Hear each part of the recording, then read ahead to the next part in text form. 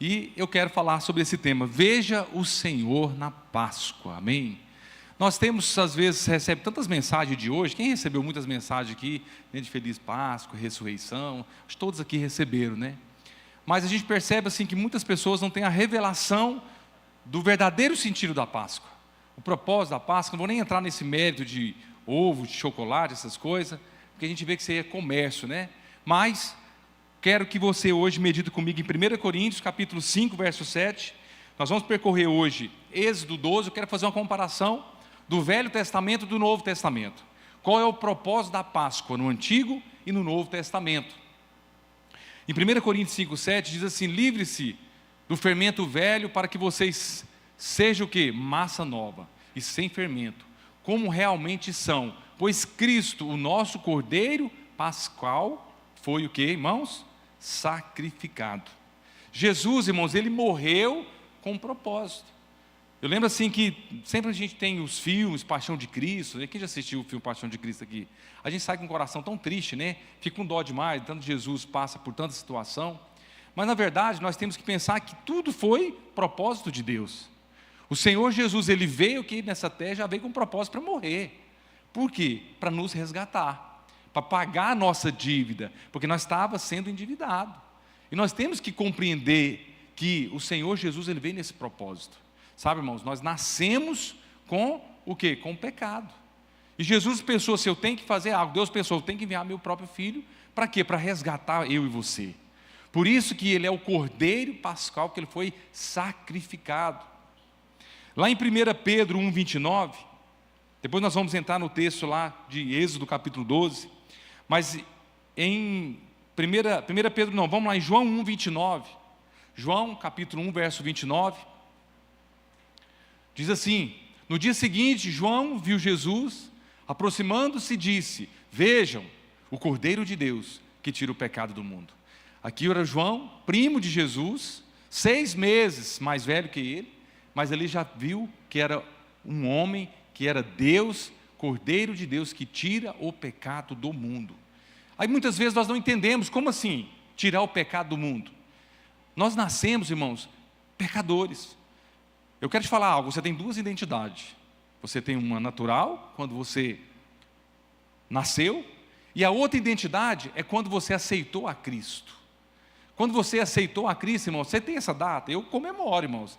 30 de novembro de 1998, foi quando eu entreguei minha vida para Jesus e recebi uma nova identidade espiritual, que o sangue de Jesus me lavou, me perdoou de todo o pecado, de toda a condenação. Quem tem essa data aqui já na cabeça aqui, diga amém. Glória a Deus. Ah, pastor, mas teve um tempo que eu fiquei afastado, tudo. Mas eu vou te falar uma coisa, essa data não muda. Por quê? Você não deixou de crer no Senhor Jesus. Você não deixou de crer na obra consumada. Vocês estão entendendo, irmãos? Por isso que quando você foi resgatado, você foi tirado. Você saiu das mãos do diabo e falou assim: agora você é meu. Por isso que nós tínhamos a natureza adâmica e hoje nós temos a natureza de Cristo. Quem tem a natureza de Cristo aqui, diga amém. Então nós precisamos entender que 1 Pedro 1,18, vamos lá agora, 1 Pedro, capítulo 1, verso 18 e o verso 19. Olha o propósito desse Cordeiro Pascal. Pois sabe que não foi por meio das coisas perecíveis como prata ou ouro que vocês foram redimidos da sua maneira vazia de viver, transmitida pelos seus antepassados. Verso 19, mas diz o seguinte: mas pelo precioso sangue de Cristo, como de um cordeiro sem mancha e sem defeito. Quem é esse cordeiro, irmãos? Cristo Jesus. Ele me resgatou, ele te resgatou, porque ele foi um cordeiro perfeito. Um cordeiro que não tinha nenhum defeito, nenhum problema nele. Falou: olha, não tem pecado, não tem nada. Interessante, agora vamos entrar aqui em Êxodo, capítulo 12, que uma nova vida nós temos, quando nós aceitamos a Jesus, essa nova identidade. Lá em Êxodo capítulo 12, verso 1, que eu quero entrar no texto principal para você entender, tanto no Antigo Testamento, apontava para o Novo, mostrava Jesus. Diz assim: o Senhor disse a Moisés e Arão no Egito, verso 2, este será o primeiro mês do ano para vocês. Verso 3, Diz assim: diga a toda a comunidade de Israel que no 10º dia desse mês, todo homem deverá separar um cordeiro ou um cabrito para a sua família e para cada casa. Aqui, irmãos, a palavra, ela é tão poderosa, que aqui, o cordeiro que eles tinham que levar para ser sacrificado, irmãos, tinha que ser sem defeito também, sabia disso? Não podia ter problema, e ficava durante 4 dias em observação, para ver se tinha algum defeito, se ela mancava, se tinha algum problema. Assim também foi Jesus. Jesus também ficou em observação. Eles olhavam e falavam assim: não, mas não tem defeito, não tem nada, não tem problema, não tem pecado. E sempre eles olhavam e avaliavam. 4 dias, no 5º dia que foi sacrificado. E aqui no verso seguinte, vai para o verso 4. Se uma família for pequena demais para um animal inteiro, deve dividi-lo com seu vizinho mais próximo, que tenha um número adequado de pessoas em casa para compartilhar, e conforme o que cada um puder comer. Aqui, irmãos, toda a família era pequena, porque o cordeiro sempre sobrava. Esse é o cordeiro nosso, irmãos. Por que a palavra diz que o propósito é alcançar você? A nossa salvação é individual, não é verdade? Mas o propósito principal de Deus é alcançar toda a família. Por isso que ele diz: eu e minha casa serviremos ao Senhor. Por quê? Porque o cordeiro que nós comemos, que é Cristo Jesus, sempre ele sobra. Essa é a maior palavra de evangelismo que nós possamos compreender. Jesus não pode ficar somente na sua casa, como a palavra está dizendo aqui, ó. Uma família for pequena demais para um animal inteiro, lá está falando no Antigo Testamento, tinha que repartir, dividir com os vizinhos mais próximos. E aí ainda fala assim, que tem um número adequado de pessoas em casa para compartilhar, e conforme o que cada um puder comer. Aqui mostra que Jesus, irmãos, é o nosso cordeiro, e nós precisamos compartilhar. No seu trabalho, na sua casa, por onde você for. Ou você preocupa só com você e com a sua casa? Sabe, irmãos, nós precisamos abrir nossos olhos espirituais e compreender que o cordeiro, irmãos, ele é sem defeito. Vai para o verso 5. No verso 5, diz assim: o animal escolhido será macho de 1 ano sem defeito, e pode ser cordeiro ou cabrito. Aqui estou falando lá do Antigo Testamento, irmãos. Aqui, Jesus, o nosso cordeiro, ele foi sem defeito. Foi um cordeiro que não tinha, falasse, não tem como. Por quê, irmãos? Porque ele veio para morrer, para tirar toda a nossa dívida, o nosso pagamento. Por isso que quando Jesus ele olha para mim e para você, ele tem que olhar e enxergar o sangue de Jesus. Vocês estão entendendo, irmãos? O sangue de Jesus é o que nos protege, nos purifica, nos redime, nos justifica, o sangue poderoso de Jesus. Por que o cordeiro deveria ser sem defeito? Por que o cordeiro lá do Antigo Testamento tinha que ser sem defeito? Porque apontava para Cristo. Se Cristo era perfeito, o cordeiro do Antigo Testamento tinha que ser também perfeito. Lá em Romanos capítulo 6, verso 3, quando nós cremos no cordeiro, significa que todos os nossos pecados foram tirados, foram removidos. Romanos 6,3 fala: ou vocês não sabem que todos os que fomos batizados em Cristo Jesus, fomos batizados na sua morte. Quando você aceita Jesus, você morre com Cristo. Quando Jesus ressuscita, você quer na obra, você ressuscitou também, por isso você tem uma nova identidade, uma nova vida. Olha o verso seguinte, verso 4. No verso 4 diz assim: portanto, fomos sepultados com Ele na morte por meio do batismo, a fim de que com Cristo você foi ressuscitado dentre os mortos para a glória do Pai. Assim também vivamos o que, irmãos? Uma nova vida. Você precisa de viver uma nova vida.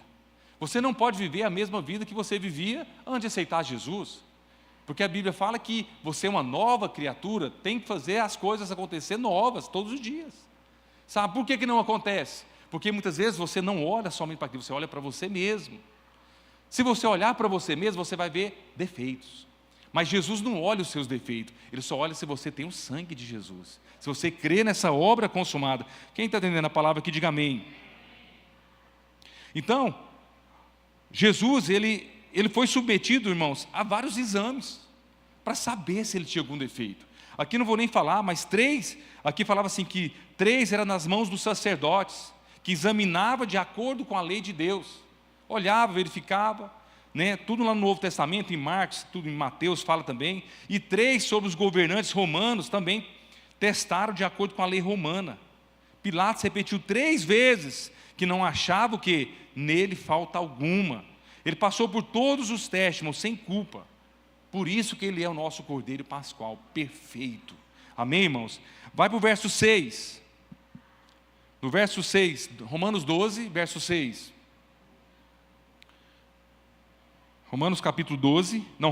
Êxodo capítulo 12, verso 6, o texto principal. Êxodo 12, verso 6, fala assim, ó: guarda até o 14º dia do mês, quando toda a comunidade de Israel irá sacrificá-lo ao pôr do sol. Verso 7 diz assim: então, pegue um pouco de sangue e passe nas laterais e nas vigas superiores das portas das casas, nas quais vocês comerão o animal. Então vamos entender agora lá no Velho Testamento. O que acontecia lá no Antigo Testamento? Eles comiam o cordeiro, pegavam o sangue e aspergia nos portais. Mas não era para as pessoas da rua verem. É para que Deus vê e também o inimigo veja. Porque quando Deus olhava e via o sangue, fala assim: aqui está protegido, vou passar por cima. A palavra nós vamos ler daqui a pouquinho. Da mesma forma somos nós. Quando Jesus ele olha para você, você acha que ele vai olhar o seu pecado, a sua falha, o seu fracasso? Não. Ele olha se você está crendo no sangue de Jesus. Se tiver no sangue de Jesus, ele fala assim: esse aqui está justificado, esse aqui está perdoado, esse aqui não tem dívida, está tudo pago lá na cruz do Calvário. Vocês estão entendendo, irmãos? Por isso que nós temos que crer nessa obra consumada. A nossa vida é um divisor de águas. Quando você crê na obra consumada, a sua vida tem que cada dia mais flutuar, voar mais alto e mais alto e mais alto. Vamos lá para o verso 22. Hebreus 9, 22, por favor. Hebreus 9, 22. Por que que o sangue, ele simboliza a justiça de Deus, e Satanás ele sempre quer acusar. Mas quando ele vai te acusar e condenar, se ele vê o sangue, ele já desanima. Ele fala: eu não vou tocar, porque o sangue de Jesus, eu sempre falo que nós andamos debaixo de uma cachoeira do sangue de Jesus, sempre protegido. Às vezes você tropeça, mas está lavado, porque você crê na obra consumada. Hebreus 9, 22 fala: de fato, segundo a lei, quase todas as coisas são purificadas com sangue, e sem derramamento de sangue não há o que, irmãos? Perdão. Eu não sei o que você fez no passado, mas se você crê no Senhor Jesus, você está perdoado. O sangue te lavou, o sangue te redimiu. Então nós temos que crer nessa verdade, irmãos. Nós não podemos duvidar. Agora volta lá para o Êxodo 12, verso 13. Êxodo 12 vai para o verso 13, diz assim: o sangue será um sinal para indicar o que, irmãos? Que as casas que vocês estiverem, quando eu vi, presta atenção, quando eu vi o sangue, aqui Deus falando, o sangue será um sinal para indicar as casas em que vocês estiverem. Quando eu vi o sangue, passarei o que, irmãos? Adiante. A praga da destruição não os atingirá. Por quê? Eu feri o Egito. Então vamos lá entender agora para o Novo Testamento. Quando você está no sangue de Jesus, quando Jesus ele olha você, ele passa por cima. É o que a palavra está dizendo no Novo Testamento. Por quê, irmãos? Que praga nem destruição, nada vai te alcançar, condenação, nada. Porque quando eu olho o sangue de Jesus, ele já fala assim: aqui está protegido, está blindado. Nós vemos muito assim, às vezes sim, muitos crentes, né? Tudo clamando: sangue de Jesus tem poder. Amém. E é verdade. Mas o verdadeiro sentido do sangue de Jesus, irmãos, é a proteção. Você está blindado. Sabe, irmãos? Não é você pensar assim, que eu sendo uma pessoa cada dia mais certinho, não posso errar, não posso falhar, eu sou uma pessoa assim. Quanto mais você tentar do seu jeito, Deus não vai olhar você, Ele vai olhar se você está olhando para a obra da cruz. Quanto mais você contemplar o Senhor, quanto mais você crer de todo o seu coração, mais o inimigo não tem praga, não tem destruição, nada para a sua vida. Por que muitos crentes vivem debaixo de condenação, de acusação? Eu não sei o que está acontecendo na minha vida, porque eu acho que eu fiz tanta coisa errada na minha vida, eu acho que agora Deus a mão pesou sobre mim. Sabe, irmãos, isso faz confusão. A pessoa crê na obra consumada, mas se crê também na condenação, você vai viver uma vida de fracasso. Você não vai viver uma vida abundante. Amém? Então nós precisamos crer que o sangue de Jesus, irmãos, ele foi aplicado na minha vida e na sua vida. Pois sabe que Deus agora ele olha para você e vê o sangue, e não as suas falhas e fracassos. Quando Deus vê o sangue, a maldição e a praga não chegam até você. Quem crê, diga amém. Êxodo, agora o verso 22. Verso 22. No versículo 22 diz assim, Êxodo 12, verso 22. Amém. Olha aqui, pegue um feixe de sopo e molhe no sangue que estiver na bacia, passe o sangue na viga superior e nas laterais das portas. Nenhum de vocês poderá sair de casa até amanhecer. Aqui, irmãos, está falando de isopo. Isopo é uma pequena planta. Quem conhece isopo? Isopo é tipo uma planta, tipo uma lavanda pequenininha, que faz o feixe, molhava e aspergia. Esse é um feixe, é pequenininho. É interessante que lá em Salomão, na 1 Reis, Salomão descreve essas plantas, que eu achei muito interessante. 1 Reis 4:33. Vamos lá, 1 Reis 4:33, tem uma explicação sobre essa planta. Descreveu as plantas, desde o cedro do Líbano, que é a maior planta, até o isopo, que é a menor, que brota nos muros.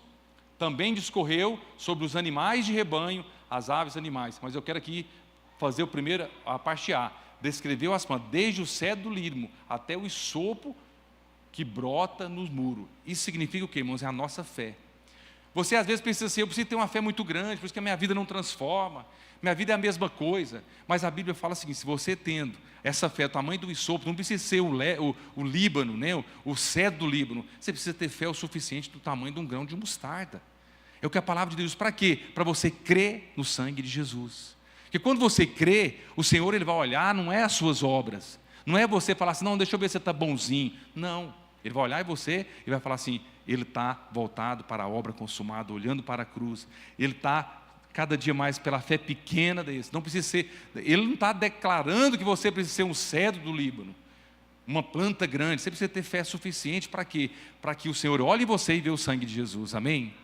Vê o sangue de Jesus sobre a sua vida. Então, irmãos, o cordeiro, ele deve ser o quê, irmãos? Você entender que Cristo é o nosso cordeiro.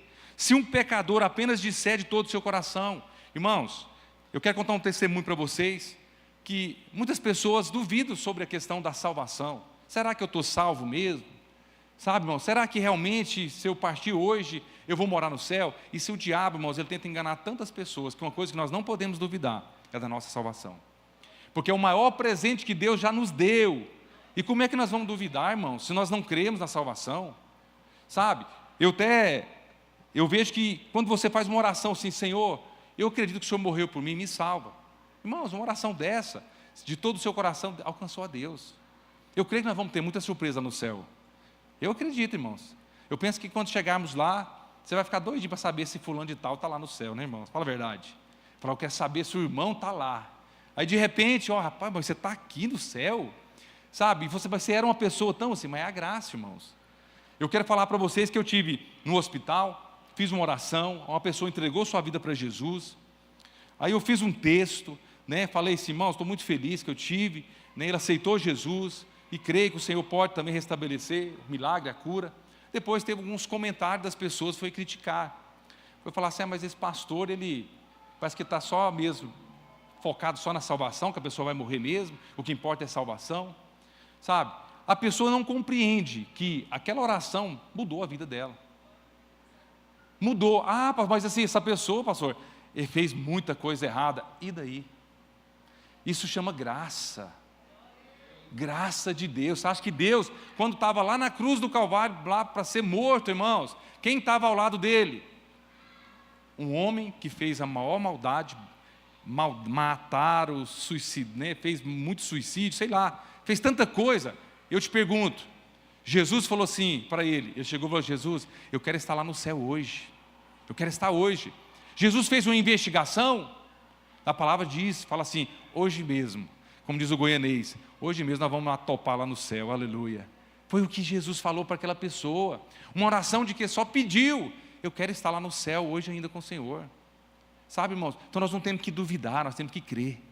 Amém? Então uma pessoa que aceitou Jesus ali e confessou, você tem que declarar, você agora é salvo, você creia. Não olhe para as suas circunstâncias, que a partir de agora o sangue de Jesus está cobrindo você, está lavando você, e você está sendo protegido.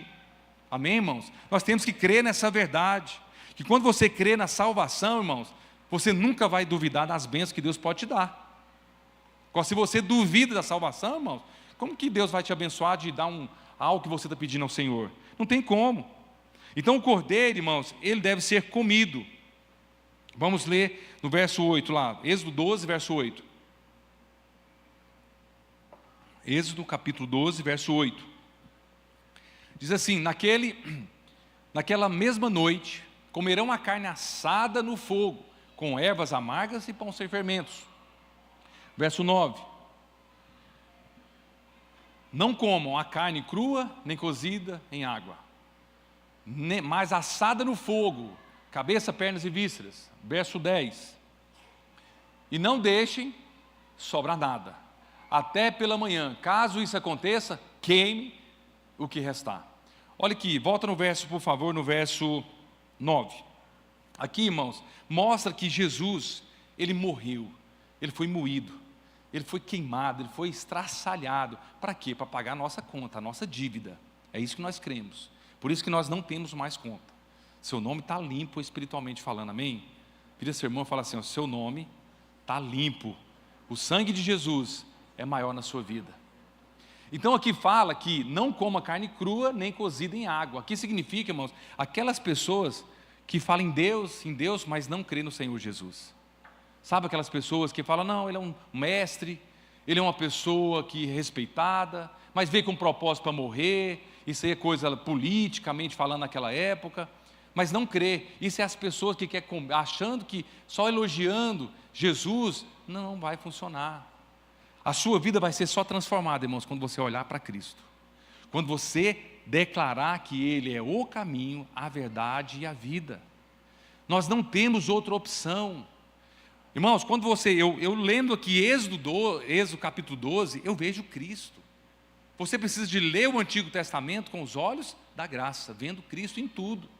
Porque sem Ele não traz vida. Sem Ele você não tem esperança. Sem Ele você não vai avançar, você vai viver de altos e baixos.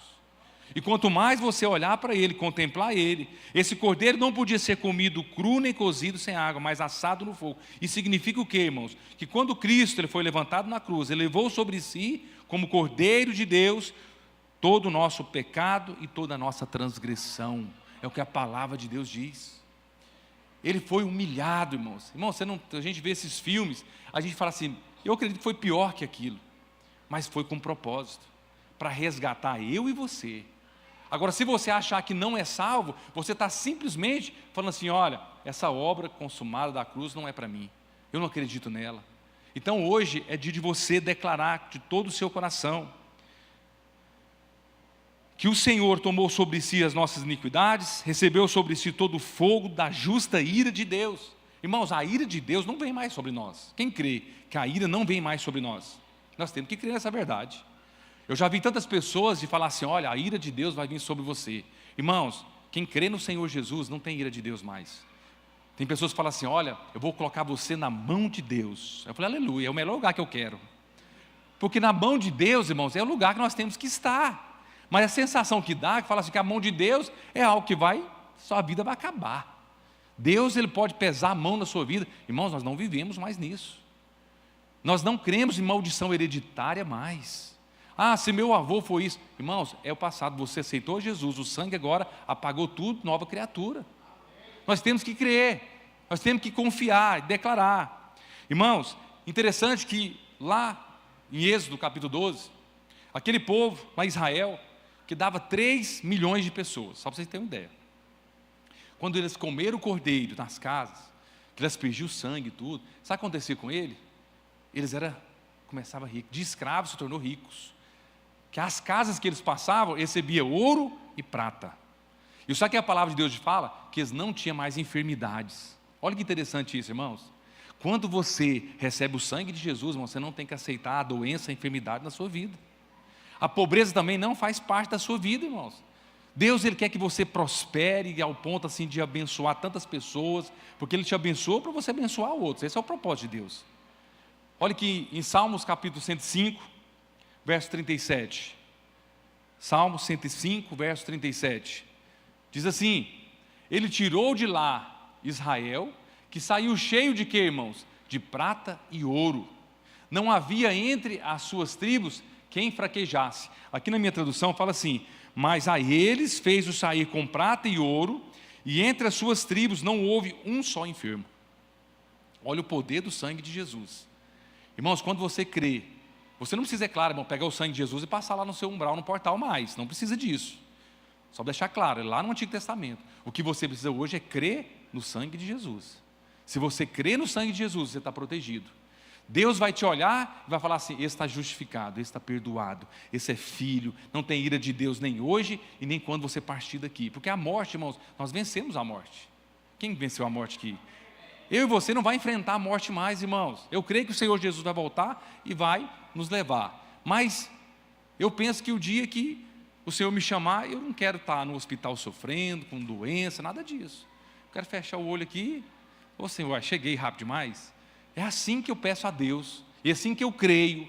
Sabe, irmãos, porque não existe doença para a minha vida, porque a palavra nos garante que lá na cruz foi cravados todas as doenças e enfermidades. E nós temos que crer nessa verdade, irmãos. Você não tem que aceitar, às vezes, a vida financeira que você está levando. Você precisa falar: Senhor, eu quero avançar, eu quero prosperar. Se aquele povo era escravo, irmãos, imagina escravo. Capaz estava ali cheio de problema, sabe, andando descalço, tudo, de repente se torna o quê? Um milionário, cheio de ouro, de prata, como a palavra está dizendo. E o bom de tudo isso, que eles não tinham enfermidade. Êxodo capítulo 12, verso 8, também fala o seguinte, volta lá, Êxodo 12, 8, diz assim: naquele mesma noite, eles comerão a carne assada no fogo, com ervas amargas e pão, o que, irmãos? Sem fermentos. Eu quero explicar isso agora, pão sem fermento. Aqui o Senhor Jesus, ele fala em Mateus 16, verso 6, ele explica o que é esse pão sem fermento. Mateus 16, verso 6, Jesus lhes disse: estejam atentos e tenham cuidado com o fermento dos fariseus e dos saduceus. Esse fermento, irmãos, é religiosidade. Esse fermento é quando você não olha para a obra da cruz, você vai para conceitos próprios, direções, às vezes, de líderes. Então, muito cuidado. Lá em 1 Coríntios, também o apóstolo Paulo também dá uma exortação aqui. 1 Coríntios 5, 7. 1 Coríntios, capítulo 5, verso 7, diz assim: livre-se do fermento velho, para que vocês sejam massa nova e sem fermento, como realmente são. Pois Cristo, o nosso Cordeiro Pascal, foi sacrificado. Então, aqui explica que nós, ao mesmo tempo que comemos o cordeiro com pão sem fermento, nós devemos comer também como ervas amargas. E simboliza o nosso arrependimento e gosto amargo, referente ao quê? À vida pecaminosa que nós levávamos antes. Sabe, quando você vai ceiar, você precisa olhar para o Senhor: obrigado por eu estar aqui hoje. Eu deveria estar hoje lá na rua, mendigando, no vício, na prostituição, na bebida, mas você está aqui hoje. Então, por isso que você precisa trazer esse fermento, esse fermento que a palavra fala assim, trazer a sua lembrança, aquilo que fala assim: olha, eu fui liberto. Irmãos, quando eu vejo uma pessoa na rua, que está lá no chão, eu falo assim: era para ser eu naquele lugar, mas o Senhor me alcançou, a graça me alcançou. Sabe, irmãos, nós temos que ter essa revelação. Não foi pela sua capacidade, porque você é uma pessoa muito boa, não. É porque o Senhor te chamou pelo nome.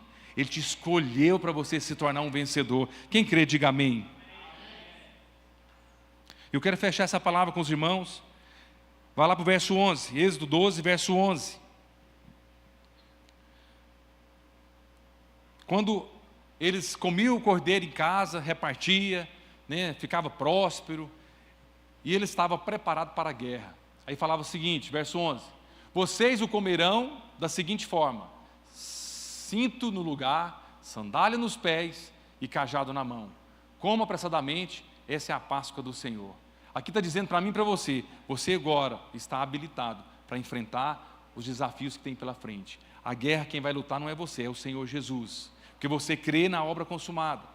E aqui a palavra explica que era essa a maneira como o povo de Israel deveria comer. Eles comiam, recebiam e saía extremamente, como pode dizer, habilitado para a guerra, para enfrentar os problemas.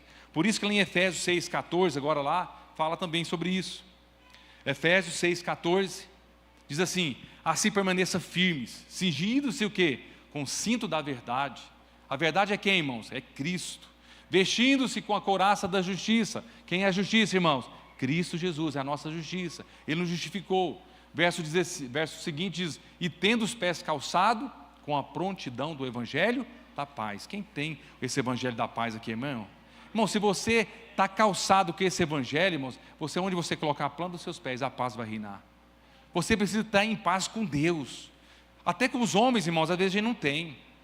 Às vezes você não tem paz, às vezes com o seu vizinho, às vezes com uma pessoa, você não tem paz. Agora, quando você tem paz com Deus, irmãos, você está habilitado para enfrentar qualquer desafio, qualquer problema que aparecer, qualquer, sabe, às vezes uma doença que aparece, de repente, você está calçado nesse evangelho da paz. E olha o verso 16, diz assim: além disso, use o capacete, use o escudo da fé. O escudo é aquela proteção, irmãos, declarando: eu sou justo, o sangue me lavou, eu sou protegido.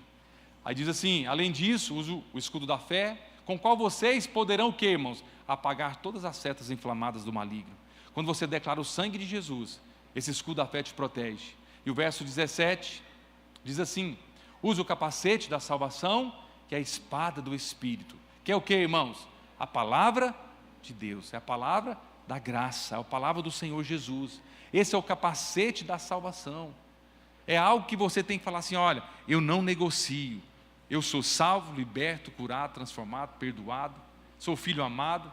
E quando você declara isso, automaticamente você pega aquela espada do Espírito, que é a palavra de Deus, e você vai ter autoridade para anunciar, para falar, para declarar sobre a sua casa, a sua família. E por fim, eu deveria comer às pressas. Isso não fala que nós não devemos ser ligados ao mundo, mas estarmos sempre preparados para partir daqui. Irmãos, nós não somos daqui, nós estamos aqui só de passagem. Mas nós temos que entender que aqui, nesse mundo, nós estamos aqui com o propósito de levar mais pessoas, porque você está garantido. Irmão, você está garantido, eu falo com toda convicção. Eu sei que você pode buscar o Senhor, falar: testifica no meu coração, se realmente estou salvo. Quando você olhar para o Senhor, Ele vai trazer alegria e paz no seu coração. E se trazer em sua vida, você vai falar assim: eu quero agora levar mais pessoas. Por que as pessoas hoje não querem pregar o evangelho da paz a outras pessoas? Porque não tem convicção, nem se o evangelho está fazendo efeito. Nós precisamos abrir. Eu gostaria que você ficasse de pé.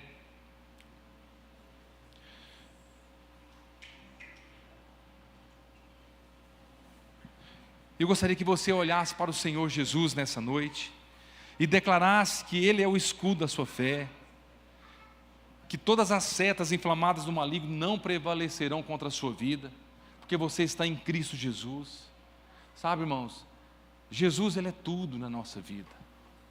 Se você crê nessa obra consumada, se você vê o Senhor na Páscoa, que é o tempo que você mesmo viu lá em Êxodo, diz que eles contavam o ano a partir da Páscoa, a partir quando eles comiam o cordeiro, que aí eles estavam habilitados para receber as bênçãos de Deus, eles eram promovidos, eles eram ricos, prósperos.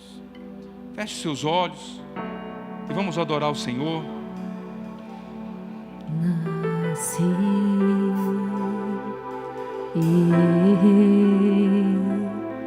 a bagagem do passado eu carreguei, vivi e percebi que estou preso por erro que cometi. Era eu condenado, era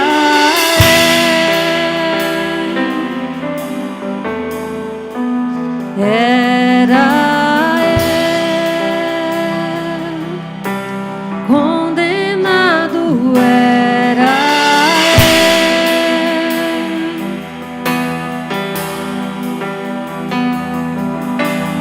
Ele foi julgar em meu lugar. Hoje eu tenho vida.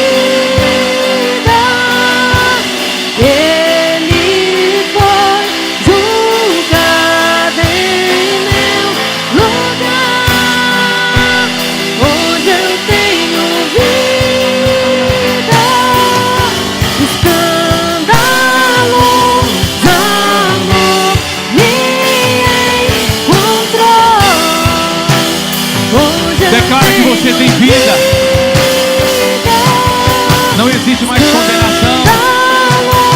amor incondicional. Não foi você que encontrou, Ele que te encontrou. Por isso que você tem vida.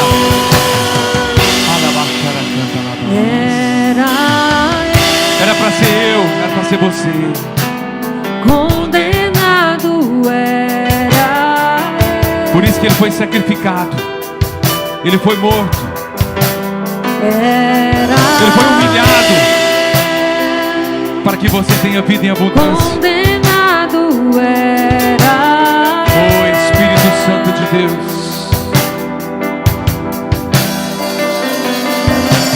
Ele Levante as suas mãos. Creia. Creia que você tenha vida.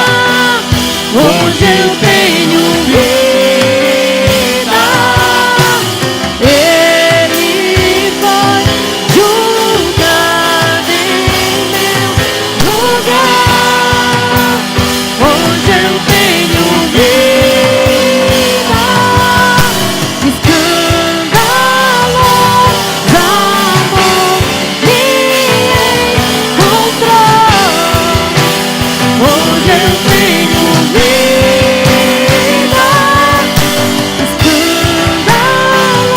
Esse é o escandaloso amor do Senhor. Ele te ama tanto, Ele te ama tanto. Hoje eu tenho vida. Você não está aqui na terra por acaso. Era para ser você, era. Condenado. Mas Ele foi condenado no seu lugar.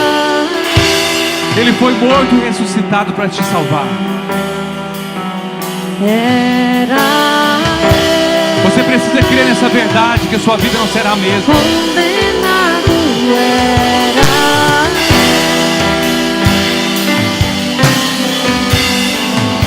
Eu quero que você feche seus olhos. Eu quero que você feche seus olhos. Eu quero falar algo no seu coração. O Senhor Jesus, Ele morreu e ressuscitou. Naquele dia, o sumo sacerdote pegava o cordeiro e subia a rampa do altar de holocausto no templo. O altar era alto e havia uma rampa para se chegar a ele. Nesse mesmo momento, o Senhor estava percorrendo a via dolorosa e subindo a rampa do Gólgota. Exatamente às 9 horas da manhã, o sumo sacerdote amarrava as patas do cordeiro sobre o altar para ser imolado. Também nesse mesmo instante, os soldados pegaram nosso Senhor Jesus e ergueram na cruz. Quando o sacerdote colocava o cordeiro sobre o altar, havia um forte toque de trombetas de chifres de carneiro. Isso era para anunciar a toda Jerusalém que a Páscoa havia chegado. As trombetas tocaram quando o Senhor Jesus foi levantado na cruz. Ao meio-dia, o céu se escureceu, e ao meio-dia se tornou meia-noite. Ele morreu em trevas para que hoje pudéssemos andar na luz. Na verdade, nós fomos feitos luzeiros do mundo. Às 3 horas da tarde, o sumo sacerdote subiu novamente a rampa do altar do holocausto e imolava o cordeiro. Nesse exato momento, o Senhor bradou na cruz: está consumado. Também nesse momento, o sumo sacerdote bradava: está consumada a Páscoa. E novamente, o sacerdote tocava as trombetas. Hoje, quando pregamos o Evangelho, nós estamos fazendo soar a trombeta novamente. Estamos proclamando que os seus pecados estão perdoados. Pare de se punir, pare de se condenar. Jesus pagou o preço do seu pecado pela morte no Calvário. Pelas suas pisaduras você agora é curado. No momento em que as trombetas tocam, o jubileu começa. Todos os escravos são libertos, todas as dívidas são perdoadas. Repita-se comigo: Senhor Jesus, toda a minha dívida com Deus foi quitada. Tudo que Adão perdeu no Éden foi reconquistada por Cristo. Tudo que foi perdido está completamente restaurado. Eu fui completamente redimido por causa do sangue derramado. Se você crê, diga amém. Vamos adorar mais uma vez. E levante as suas mãos. Decanta la basura e anda la maná. Ele foi julgado. Ele foi julgado. pecado, não tem mais conta, não tem mais dívida, não tem passado. Hoje eu tenho Oh, Espírito Santo de Deus. Ele foi julgado em meu lugar. Hoje eu tenho vida, escandaloso amor me encontrou. Hoje eu tenho vida, escandaloso. Se você crê nessa obra consumada, eu quero que você saia do seu lugar. Cadê os irmãos que vão trazer os elementos da ceia? E você vai tomar posse que todo o seu passado foi apagado. Não tem dívida mais no seu nome. O sangue de Jesus apagou. O Senhor olha para você, Ele vê o sangue. O inimigo olha para você e vê o sangue. Ele não tem autoridade para tocar em você. Por isso que você hoje se torna mais que vencedor, porque você está em Cristo Jesus. Ele foi julgado, Ele foi morto para te alcançar. Eu não sei se você, como está a sua vida hoje, e não importa o que você fez, o que importa é você fazer uma oração sincera diante do Senhor. Senhor, eu quero o Senhor como Senhor e Salvador sobre a minha vida. Se você nunca fez essa oração, você possa fazer agora, ceando,